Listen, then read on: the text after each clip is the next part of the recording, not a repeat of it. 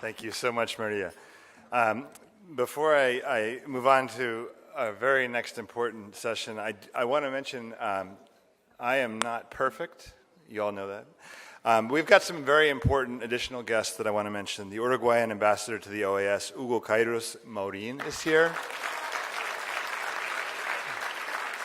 And also, I want to recognize especially that the Deputy Chief of Mission, Nazario Fernandez from the Embassy of Cuba, is here tonight.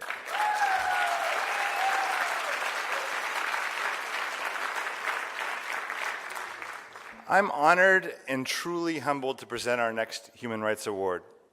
As many have said this evening, in these dark times, we draw strength from knowing that human rights is not only an inspiring idea, but a powerful force for good in the real world.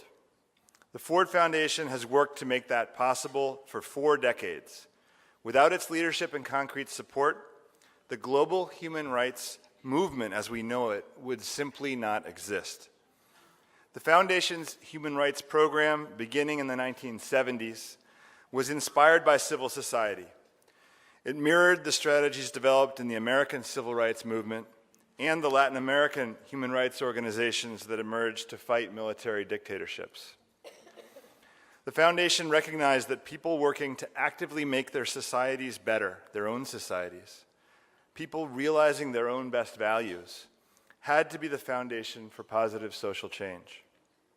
The Ford Foundation provided some of the first funds to human rights and watchdog groups around the world. WOLA was one of those scrappy human rights organizations on which Ford made an early bet.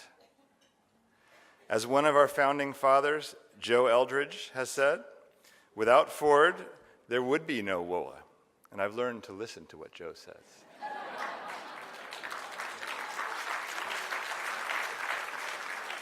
It is the same story as many vital groups throughout the Americas whose early and sustained funding came from the Ford Foundation, such as Fundar, Conectas, CELS, and others. We're honored to be joined tonight by some of the many groups that Ford has helped strengthen and build. And you'll forgive me in advance if I'm not able to name all of them. But the International Center for Transitional Justice, the Latin America Working Group, Amnesty International, the Center for International Justice and Law, the Center for Budget and Policy Priorities, Oxfam, the Center for International Policy, Lutheran World Relief, Race and Equality, and many others I may have missed. Actually, to make sure I haven't, if anyone here has benefited from a partnership and support from the Ford Foundation, please raise your hand.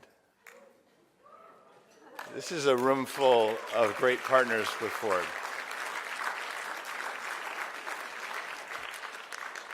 But for many of us, and I think for all of you who raised your hand, the Ford Foundation is more than a funder. It is a true partner.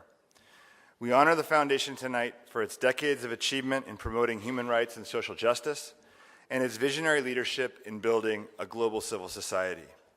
I want to briefly describe 3 aspects of that vision. First, Ford understands that social change is hard. It takes time and long-term commitment. There will be lean years, politics of change. Human rights defenders know this acutely. Ford focuses on enduring impact and stays faithful when it is easy to give up hope. We must persevere through the dark times, and Ford ensures that human rights groups around the world can do just that. Second, Ford also understands that a key part of creating social change is building and sustaining organizations and institutions.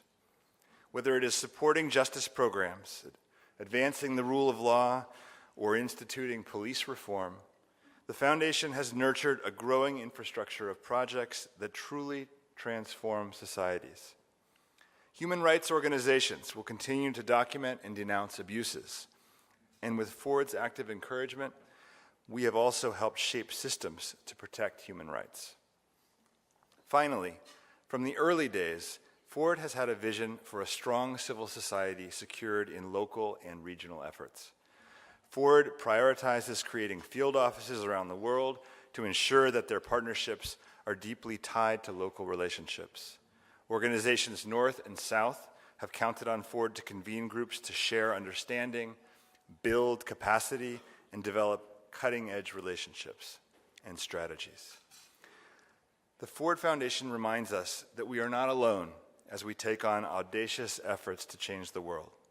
Now more than ever, we are grateful for its leadership in empowering organizations and individuals to do just that.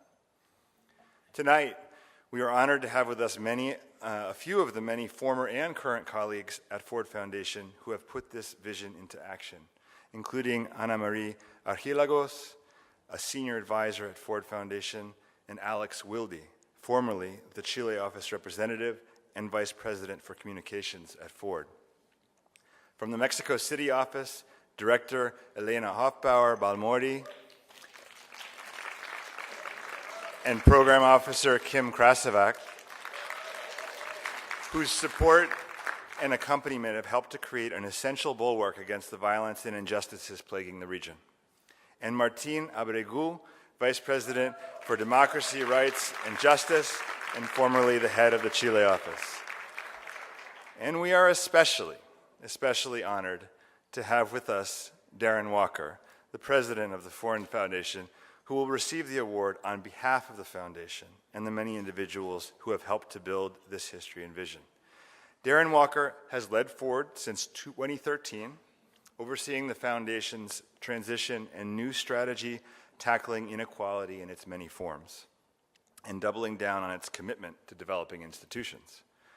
Before he was the head of one of the largest foundations in the world, he was one of us. I still think he's one of us. A nonprofit leader driving change in his community. Darren has an incredible life story of achievement and of compassion based in experience. He has lived the story of what is possible when the drivers of inequality and injustice are addressed as one of the first participants in the Head Start program in Texas. And Darren is a powerful voice reminding us how dearly we need moral courage right now, a moral courage that calls us, in his words, to lead the way toward a more righteous world defined by commitment to justice and fairness. Please join me in honoring the Ford Foundation and welcoming to the stage Darren Walker.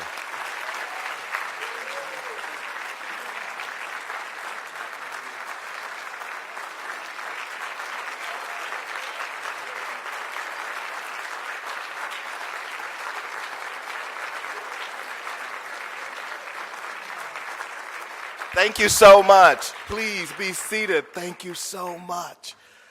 Thank you, Matt, for that very generous introduction. I feel so honored to be here. Father Sean and Sister Alicia, I was so moved by your remarks and so inspired by what the Keno Border Initiative is achieving. Your passion, your courage, your vision makes us feel hopeful. I want to acknowledge Joe Eldridge and Joy Olson for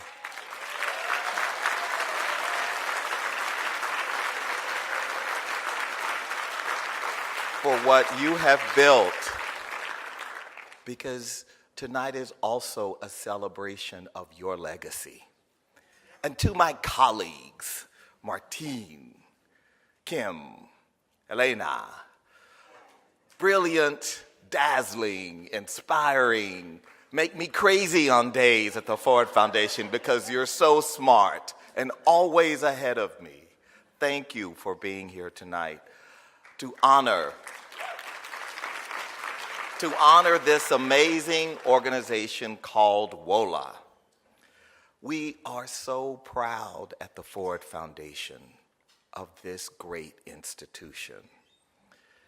This institution called WOLA holds a special place in the pantheon of remarkable institutions the Ford Foundation has supported over the many years.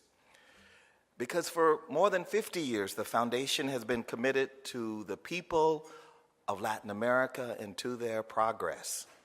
And we have continuously invested in what I call the 3 I's, in institutions, in individuals, in ideas. Initially, we focused on growing Latin America's next generation of leaders.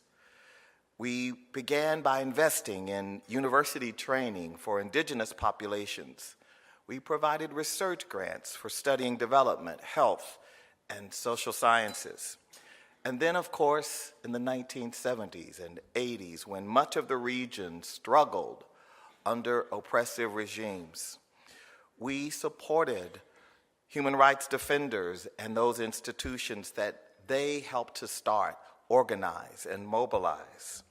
And we went on to champion women's rights and reproductive justice, racial justice, and public security in places like Brazil.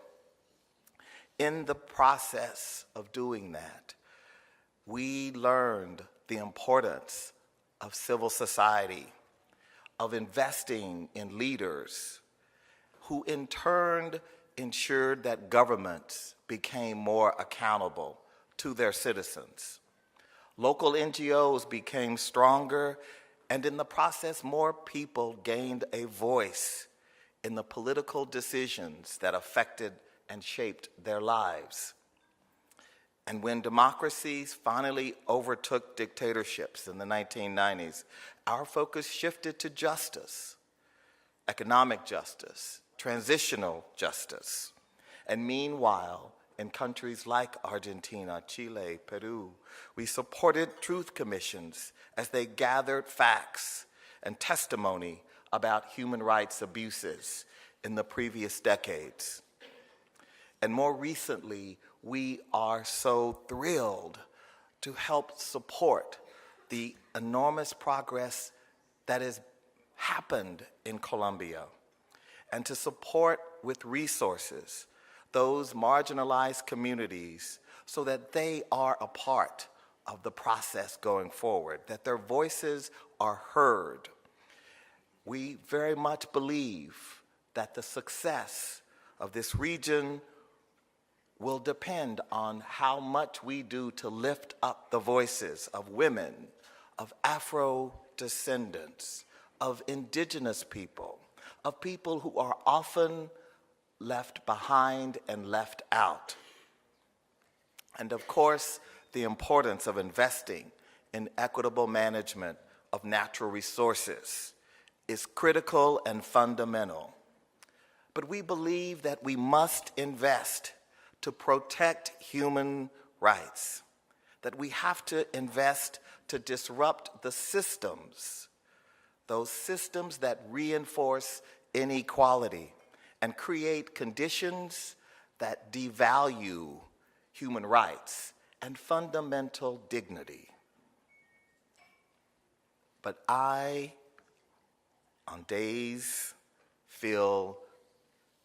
days, often, I feel despondent.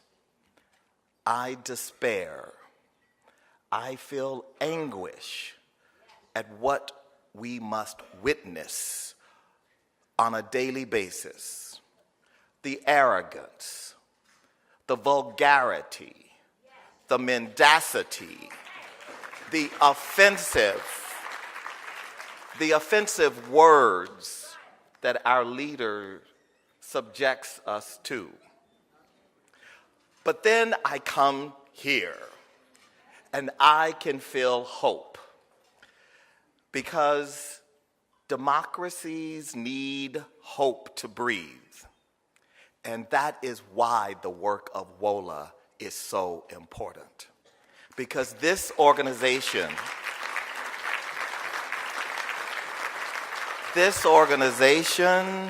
gives us reason to be hopeful. And we know how important hope is. In our country, there are many threats, but the greatest threat is not terrorism or a pandemic or the stock market crashing.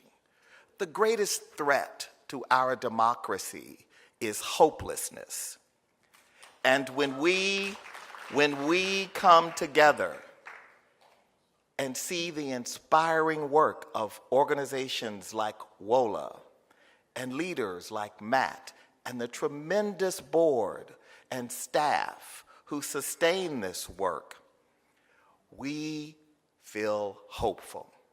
We believe in the possibility of tomorrow. We believe that we can be redeemed from these depths of despair. So I thank you, WOLA, on behalf of everyone at the Ford Foundation who feels so proud of our association with this great institution. And we look forward to many, many more years of supporting you in the future. Thank you all so very much.